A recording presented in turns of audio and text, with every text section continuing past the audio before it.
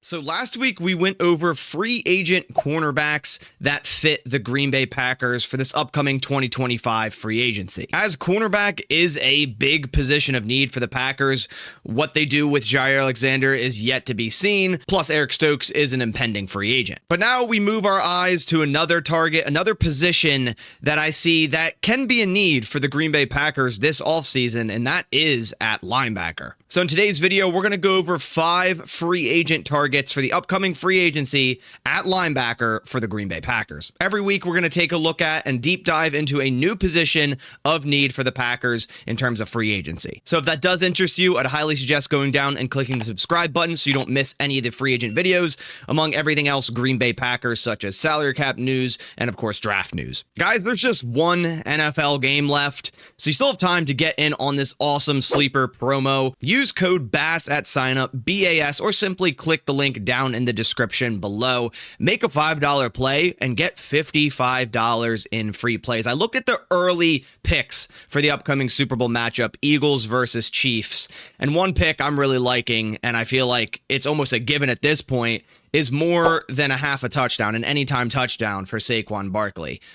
This is the Super Bowl I'm not that interested in, but if I'm going to make my picks, Saquon Barkley, more than a half a touchdown or just getting a touchdown in this game, I feel like is a lock. But if you're not feeling the Saquon Barkley touchdown, there's many other picks you can make in this game. Just simply choose more or less. And like I said, make a $5 play with code BASS and you'll get $55 in free play. Not sure how long this is going to be going on for, so I'd get in on it while you can. Again, that's code BASS, B-A-S, on Sleeper. All right, so now back into the video. So we're going to go over linebackers. So what we're going to do first is take a look at the current outlook at linebacker for the Green Bay Packers for 2025. So bringing up the screen, we're going to see the 5 linebackers that were on the roster that saw any snaps in 2024. That is, of course, Edgerrin Cooper, Eric Wilson, Tyron Hopper, Quay Walker, and Isaiah McDuffie, 2 of which being rookies. One, Edgerrin Cooper, who actually ranked as the 4th highest graded linebacker in the entire NFL with an 85.7. Man, what a season for Edgerrin Cooper.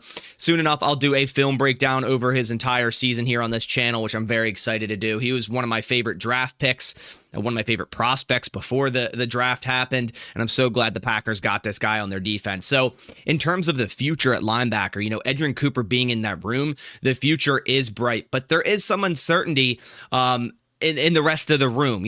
How will Quay Walker, will he continue to grow in 2025? I just saw Anthony Campanile's interviewing for the Jaguars defensive coordinator position. I just saw that news 5 minutes ago, and I thought he was a great hiring, and he elevated the play of Quay Walker, elevated the play of Edgerrin Cooper, so it would be a big loss to lose him. But outside of Cooper and Quay, there's a big question mark here.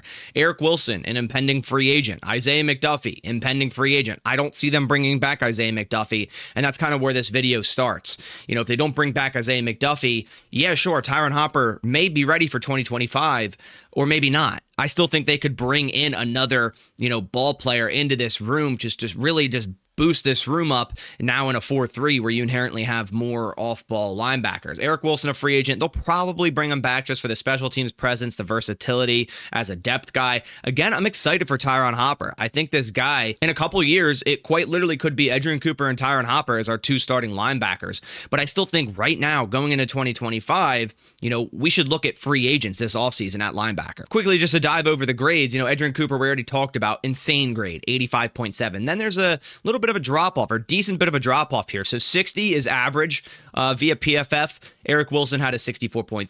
Tyron Hopper, a 60.7. Quay Walker, below average, but I thought he played some of his best ball this year. I think a lot of us were hard on him during the season, myself included. I'm definitely guilty of that. But, learning a new scheme, green dot on his helmet, all that considered, dealt with some injuries. I thought he played pretty well. Could he get better? Yeah, 100%. But I still like the thought of Quay Walker and Edgerrin Cooper here in 2025. I just think we could add one more guy because, again, Isaiah McDuffie didn't play too well.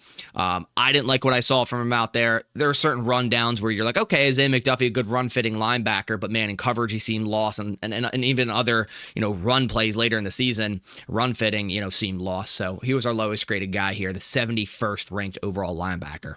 All right, so now let's dive down into the 5 free agent linebackers I see the Packers could be targeting here in the 2025 offseason. And again, these are in no particular order, just 5 of the linebackers that I really like that are impending free agents. So bringing the first one up on the screen, it is Dre Greenlaw of the San Francisco 49ers. Now, this one's a very interesting one because we know how good Dre Greenlaw was before obviously tearing his Achilles in the Super Bowl last season.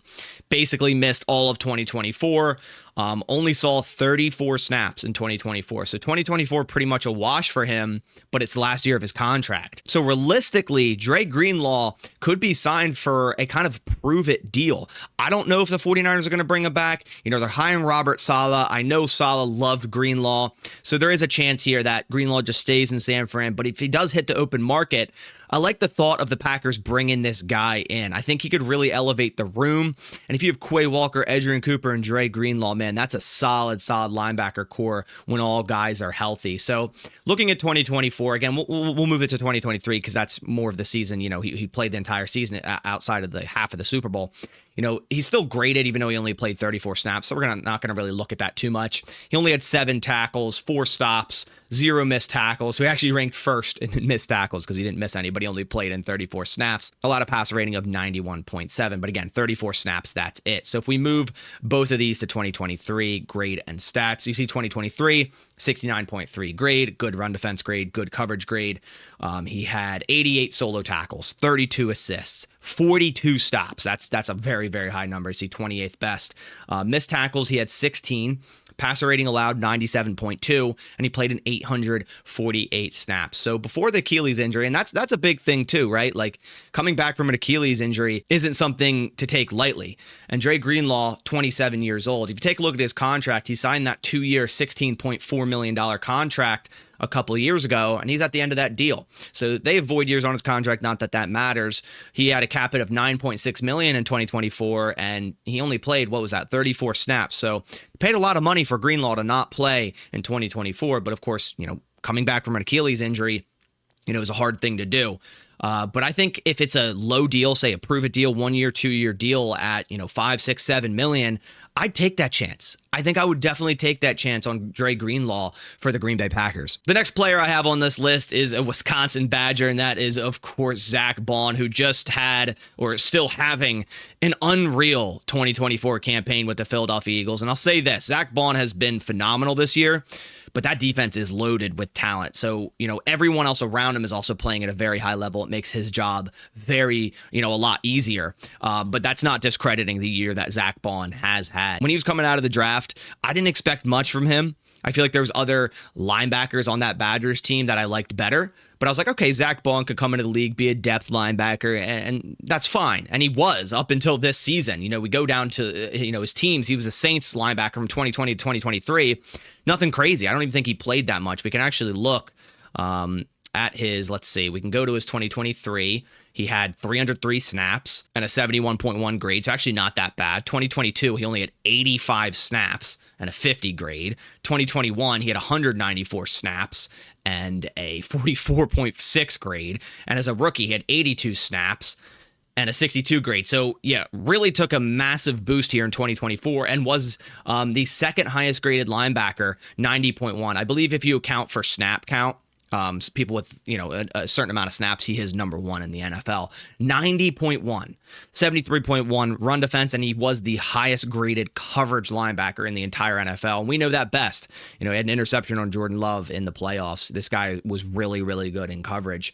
He had 111 solo tackles, which was second most in the NFL. 36 assists. He had 5 forced fumbles, which is first. 69 stops, which is first. 4 sacks, which is sixth. He had 16 missed tackles. A lot of passer rating of 88.4, which is really low for a linebacker, considering a lot of the time it's covering a you know, quick dump off pass to a running back, which is very high percentage. So that's a pretty low passer rating allowed, all things considered. 16 total pressures, which is 10th, and he played in nearly 1,000 snaps. Now, Zack Bonnell is likely someone the Eagles 100% want to bring back. He's 28 years old. You know, his contract was basically the veteran minimum for the Eagles. It was a great signing by Philadelphia and really transformed a lot of their defense over there in the middle. He had basically a vet minimum, a little bit guaranteed, a little bit bonus, had a $1.6 million cap hit in 2024. But he does have a void year added, so they're going to be paying 1.9 unless they re-sign him and then move that out. But maybe Zack Bonnell's going, hey, I just had an insane season. I want to cash in on that. I want to hit the free agent market and see what teams are going to offer to me before I just go back and sign with the Philadelphia Eagles. And if he does hit the market, this is a veteran linebacker that I think the Packers are desperate for. Bring in a veteran like Zack Bonnell to just take control of the defense and then just let Quay Walker and Edgerrin Cooper fly around like the athletic freaks that they are. I feel like that could transform this defense and just make it that much better. And the Packers defense is already pretty damn good in 2024, but it can get better if we, fix the issues that we had. And a lot of it was, seeing Isaiah McDuffie out there. Maybe sometimes Quay Walker was struggling, right? So if we add someone like Zack Bonnell, and I don't know how much it would cost. I think he's going to try to cash in pretty big. But is it worth it? You guys let me know down in the comments. Zack Bonnell's definitely one that's very intriguing if he does hit the market. And actually looking at Spot Track, he's the one linebacker that actually has a contract projection via Spot Track. It's at $9.7 million average annual salary. I'm not too mad at that. Say if it was a 2-year, just under $20 million, he's 28, just turned 28. You'd have him till 30 years old. There's a lot of linebackers in this league that play well into their mid-30s that do an excellent job at it and are still good in this league. So they don't really have that drop off like a running back, receiver, cornerback. But yeah, you see other linebackers that signed. Matt Milano, 14 per year. JOK, 12 per year. Van Ginkel, 10 per year. He's more of an edge player. Logan Wilson, 9 per year. So I really wouldn't be mad at this mark if the Packers went out and signed Zack Bonnell for this amount. Next on this list is another player that's still playing, another linebacker that's still playing, but for the opposite team, the Kansas City Chiefs, and that is Nick Bolton, who's still 24 years old on the end of his rookie contract.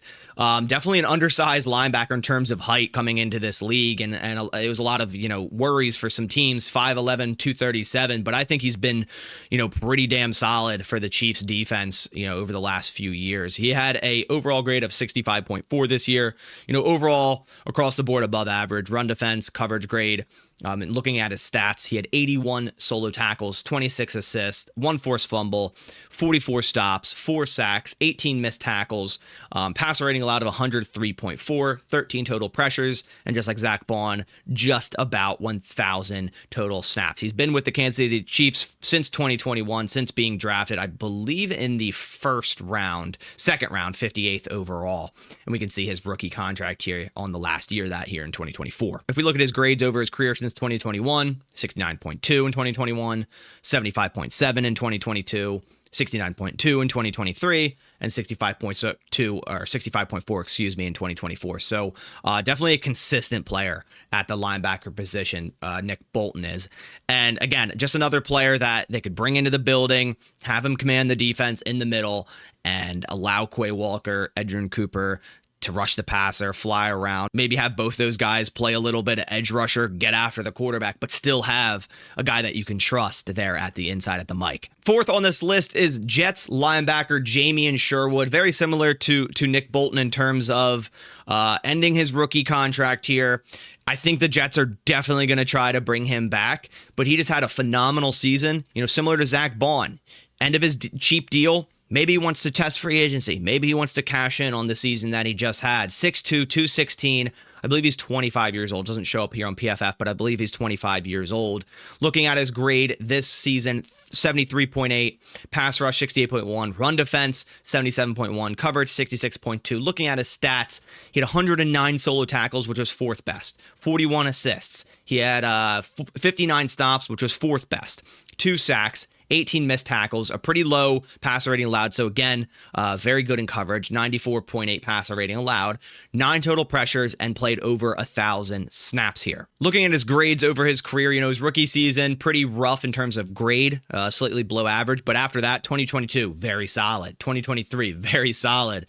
And 2024, also again, solid. So he's had, 3 straight solid years in this Jets defense. And, adding another young linebacker into this room, just as around the same age, I believe, as Quay Walker. I think the Packers maybe should go after a veteran rather than a young guy, but Sherwood's been playing some top-notch football the last 3 years.